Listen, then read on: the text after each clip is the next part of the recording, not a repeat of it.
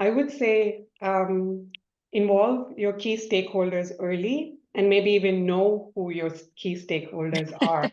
So I think Yeah.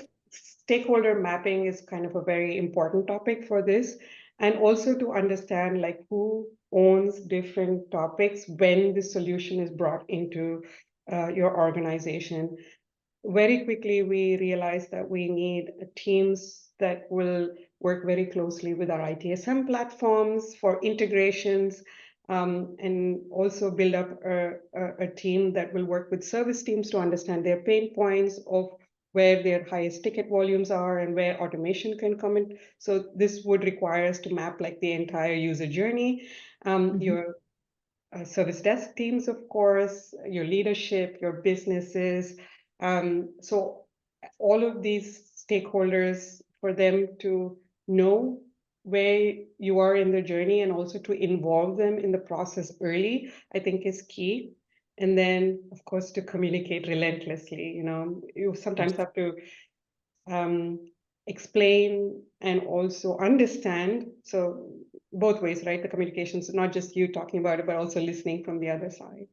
Then other learning is that we have to iterate continuously. Like I think it's better to release small improvements faster than big improvements less frequently. So I think you would risk losing the interest of your users if there's too much time between improving the bot, and then it's already not part of their habits. So that's why I feel like it's key to iterate and show new features in your chatbot continuously.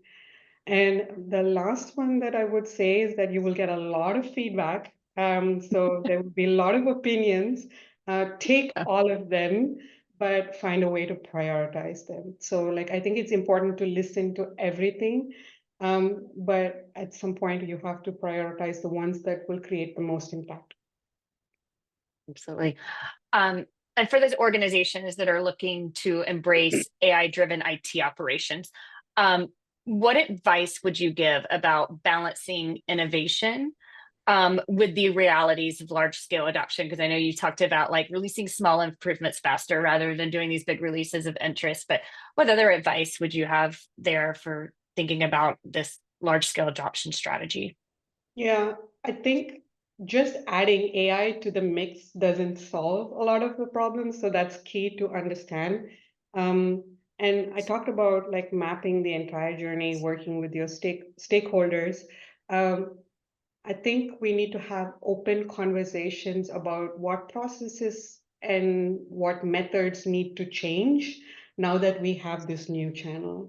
So, and that's a little bit of a difficult conversation because maybe we've done things a certain way, things are running well, and now to kind of disrupt that could be a challenging discussion or a conversation. But I think it's important to be open to that.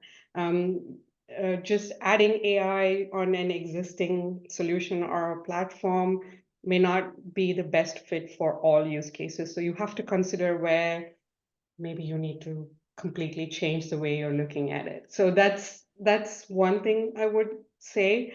And then I mentioned it also before is to keep value and impact at the center of every discussion that you have, because there would be a lot of very cool things that you can do, but maybe that impacts a very small group of users or doesn't really give you the outcomes that could transform your overall landscape. So focus on the use cases that can create the maximum impact across your organization. They might be a very dull, boring thing, but then that could be what changes things a lot in your organization. So as opposed to something which is very cool and exciting, but only affects like maybe a few users.